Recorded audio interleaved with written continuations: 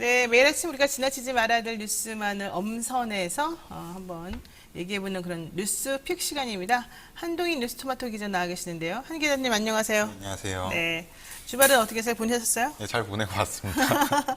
뭐해요? 좀 젊은이들은? 네? 젊은이들은 주말에 뭐 합니까? 저 집에서 맛있는 밥만 먹고 왔습니다. 코로나라 어디 못 나가가지고 네, 부모님이랑 밥만 먹고 왔습니다. 밥을 좋아하는군요.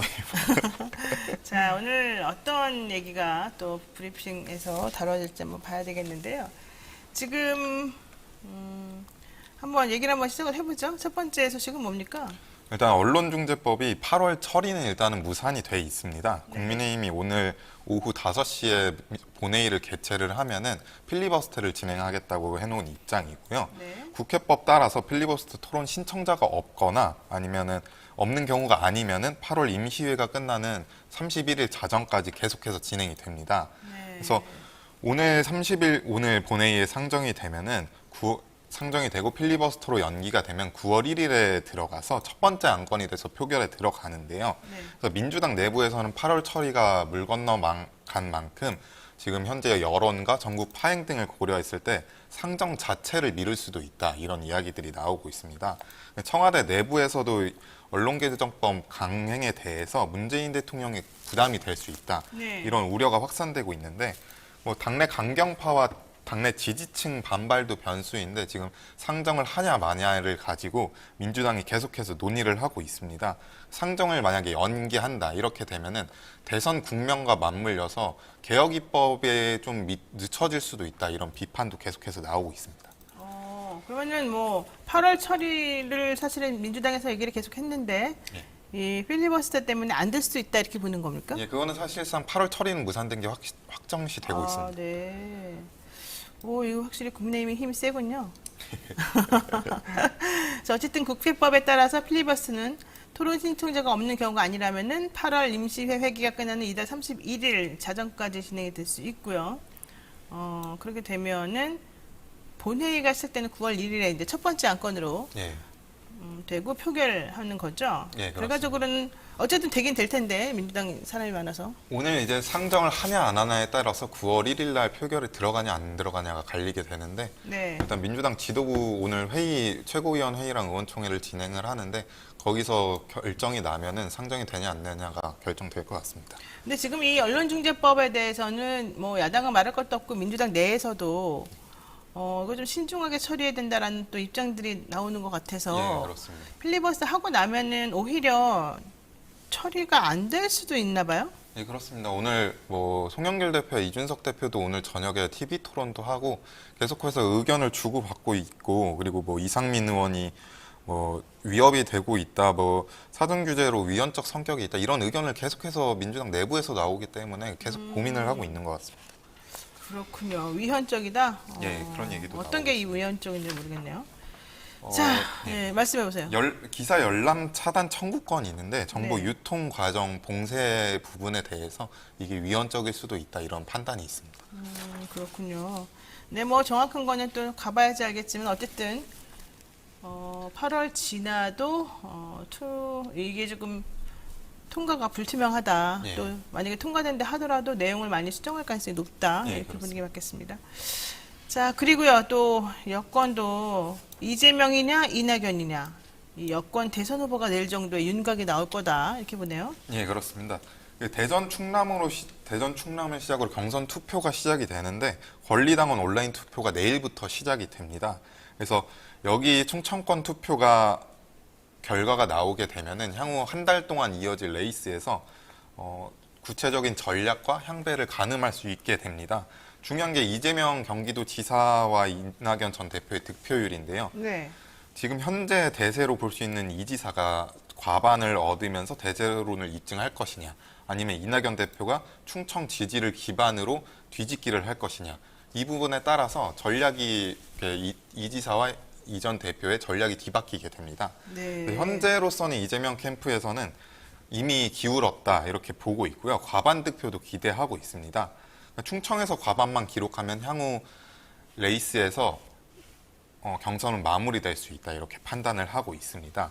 이 전 대표 측은 해석은 좀 다른데 충청도 지지 기반을 밑으로 턱 밑까지 쫓아가고 있다 이렇게 보고 있고 네. 골든 크로스가 가능할 것이다 이런 시나리오를 그리고 있습니다.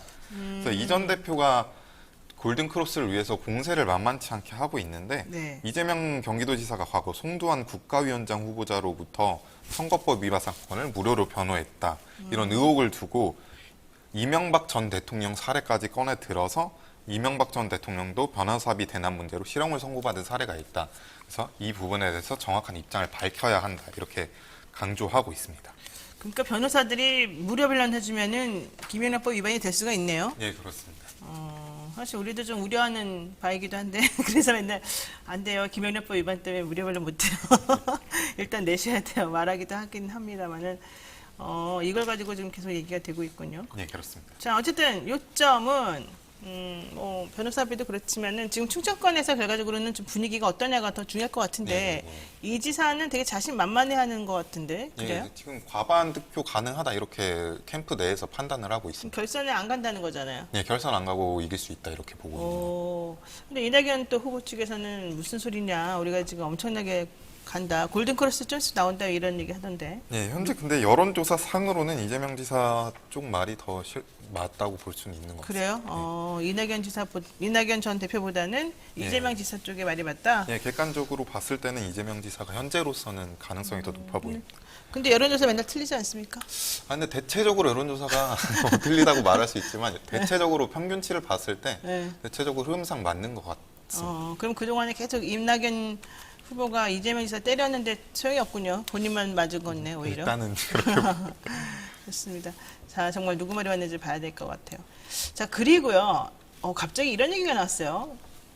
국내의 선제적 방역 완화 방안을 한번 고려해본다. 이 문재인 대통령 지시 때문에 갑자기 군인들이 노마스크 생체 실험 대상이 돼버렸다. 예.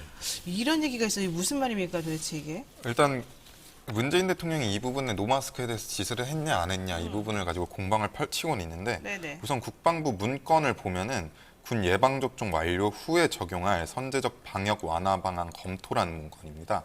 그러니까 노마스크 등의 완화된 방역 지침을 시범 진행하겠다 이런 계획인데 네. 내용을 보면은 장병은 실내외에서 마스크를 착용하지 않고 생활하고 군 전용 체육시설에서도 인원 제한 없이 마스크를 벗은 채 운동을 할 수 있다 이런 조치인데요.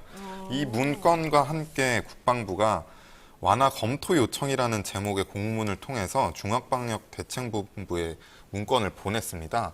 여기 문건을 보면은 8월 4일 대통령의 지시에 따라 국방부는 국내 코로나19 예방접종 완료 후 집단면역 형성 시 군이 먼저 적용할 선제적 방역 완화 방안을 검토하고 있다.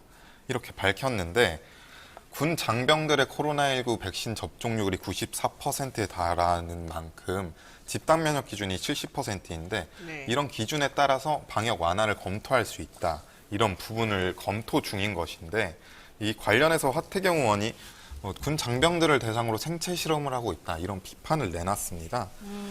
근데 뭐 사실 문건 자세히 보면은 문 대통령은 방역 완화에 대해서 검토하라고 지시를 했고 국방부가 이 부분에 대해서 노마스크 등 그 방역 완화 조치를 검토를 요청한 것입니다. 그래서 전문가들은 이제 해볼 수 있는 시도라는 견해도 내고 있는데 네. 접종 완료율도 높고 젊은 연령이라 중증도도 낮고 그리고 또 군대라는 특성상 외부와 접촉도 일정 수준 낮기 때문에 그렇죠. 충분히 관리가 가능하다. 그래서 충분히 해볼 수 있는 시도다 이런 견해도 내고 있습니다. 그런데 어쨌든 간에 지금 이러한 시도에 대해서 하태경 의원이나 이런 분들이 네. 국방부가 우리 병사들을 생체 실험으로 내몰고 있다 이렇게 얘기를 하니까 청와대랑 국방부는 거짓말인 거 아니냐 이런 얘기 하는 거네요. 예, 뭐 일단은 집단 면역 일반 국민들도 집단 면역이 활성화가 되고 70% 이상을 넘으면은 노마스크라는 백신 인센티브를 주려고 했던 네네, 경우도 그렇죠. 있기 때문에 네. 이게 뭐 생체 실험까지 볼 수 있을지는 잘 모르겠습니다. 그렇군요. 자, 진짜 항상 어려운 것 같아요. 이 동네 얘기가. 지금 우리 한 기자님 군대 갔다 왔어요? 네, 갔다 왔습니다. 언제 갔다 왔어요? 저는 2012년에 전역했습니다. 한참 됐네요, 생각보다. 예비군도 끝났습니다. 군대 얘기 나오면은 생각나겠어요, 이런 얘기 예, 나오면. 많이 생각납니다. 네. 우리들이 얼마나 이렇게 생체 실험하듯이 네. 뭐 이것저것 많이 당했구나 생각도 좀 나고. 좋습니다. 네, 한동희 기자하고 오늘 여기까지 말씀 나눠야 될 것 같습니다. 고맙습니다.